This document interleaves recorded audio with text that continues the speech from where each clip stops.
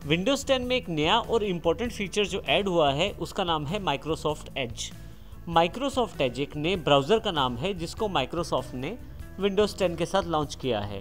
हालांकि internet explorer 11 पहले से शामिल है विंडोज़ 10 में, परंतु नया ब्राउज़र बहुत ही फास्ट है और इसमें अलग सा एक्सपीरियंस है ब्राउजिंग का।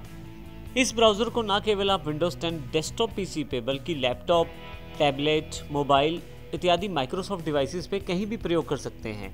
और इसमें सबसे अच्छी बात है कि कोर्टाना पहले से इंटीग्रेटेड है इसमें, जिसकी सभी सुविधाएं आपके पास एज ब्राउज़र को प्रयोग करते भी अवेलेबल रहती हैं।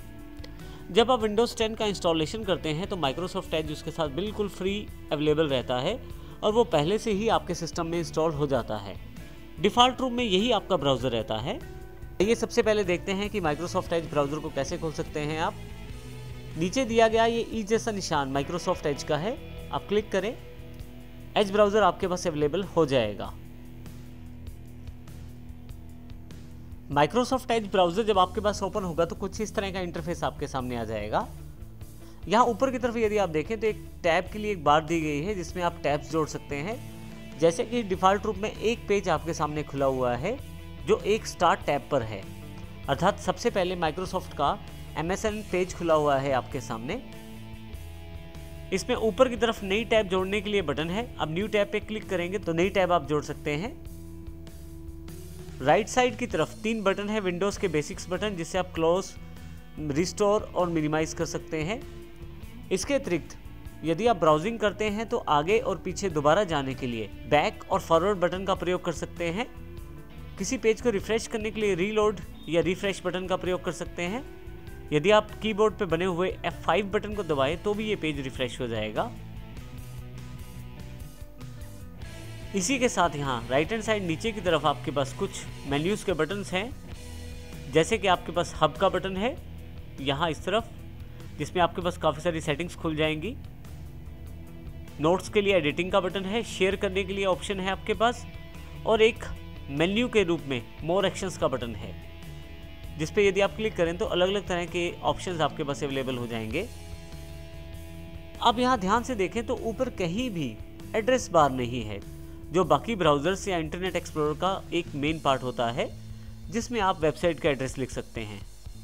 माइक्रोसॉफ्ट एज में इन सभी चीज़ों के लिए यहाँ पे पहले पेज पे आपके पास सर्च और इंटरनेट वेब एड्रेस के रूप में यहाँ एक टेक्स्ट बॉक्स अवेलेबल है। अब यहाँ पे किसी भी तरह से सर्च कर सकते हैं, वर्ड के द्वारा, किसी फ्रेज के द्वारा, या किसी वेबसाइट का एड्रेस डालकर डायरेक्टली उस पर जा भी सकते हैं। अब नीचे की तरफ देखें तो आपकी जो डिफ़ॉल्ट वेबसाइट है वो आपके पास ओपन है यहाँ पे, जो MSN है यहाँ पे। अब हम देखते हैं कि किस प्रकार अपनी वेबसाइट को खोल सकते हैं आसानी से यहाँ पे। इसके लिए केवल आपको यहाँ पे एड्रेस डालना है।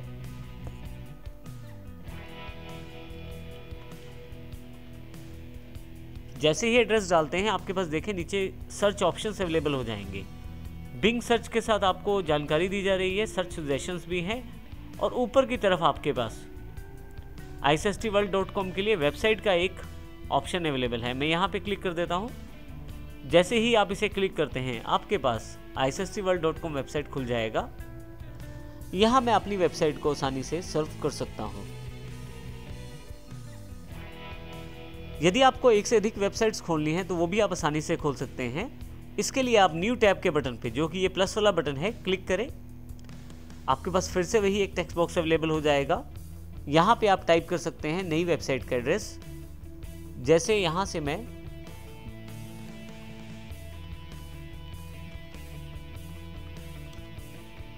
गोल्डन टेम्पल एंटर कर देता हूँ। आप देखेंगे कि यदि आपके पास एग्जैक्ट वेबसाइट का एड्रेस नहीं है तो बिंग सर्च इंजन आपके पास काफ़ी सारे सर्च सजेशंस आपको दे देगा। अब यहाँ से नीचे से जैसा भी वेबसाइट या जैसा भी लिंक चाहते हैं उस पर आप क्लिक कर सकते हैं। जैसे कि यहाँ पे मैं विकिपीडिया का हरमंदर साहब वाला लिंक क्लिक कर लेता हूँ। देखिए मेरे पास विकिपीडिया ओपन हो गई है। इस तरह से आप आसानी से एक नई टैब के रूप में एक नया पेज खोल सकते हैं, और इसके लिए केवल आपको प्लस पे क्लिक करना है। इसके अतिरिक्त यदि आप चाहें तो इस पेज को आप पिछले पेज से अलग भी कर सकते हैं। इसके लिए आप टाइटल वाली साइड पे क्लिक करके रखें और खींचते हुए बाहर ले आएं। आप देखेंगे कि दोनों वेबसाइट्स अलग अलग पेज पे खुल गई हैं। जैसे कि मेरे पास पिछली वाली issworld.com जो वेबसाइट है वो अलग पेज पे है। माइक्रोसॉफ्ट एज का एक सबसे बड़ा फीचर है कि जब आप किसी टेक्स्ट को ढूंढना चाहते हैं तो आप उसको कोटाना की हेल्प के साथ भी ढूंढ सकते हैं। जैसे कि मान लीजिए मैं इस टेक्स्ट को सिलेक्ट करके ढूंढना चाहता हूँ, राइट क्लिक आस्क कोटाना कर दूंगा यहाँ पे मैं। आप देखेंगे राइट साइड पे एक पैनल अवेलेबल हो गया है जिसमें कोटाना अपने आप उस टेक्स्ट को ढूंढना शुरू कर रहा है। आप यहाँ देखेंगे कि किस प्रकार कोटाना ने बिंग की हेल्प से आपके पास जो टेक्स्ट आपने सेलेक्ट किया था उससे रिलेटेड कितने सारे रिजल्ट्स आपको दे दिए हैं। तो इस प्रकार आप आसानी से कोटाना का प्रयोग एज का प्रयोग करते समय भी कर सकते हैं। यदि मैं इस पैनल को परमानेंट यहाँ पे लगा कर रखना चाहता हूँ तो यहाँ से मैं इसको पिन भी कर सकता हूँ। आप देखेंगे कि मैं किसी भी पेज पे हूँ या किसी भी टैब पे हूँ, ये पैनल मेरे पास बना रहेगा। और यदि मैं इसको बंद करना चाहता हूँ तो यहाँ से क्लोज भी कर सकता हूँ इसको मैं। इस प्रकार मैं डायरेक्टली कोटाना का हेल्प अपने एज ब्राउज़र के साथ ले सकता हूँ।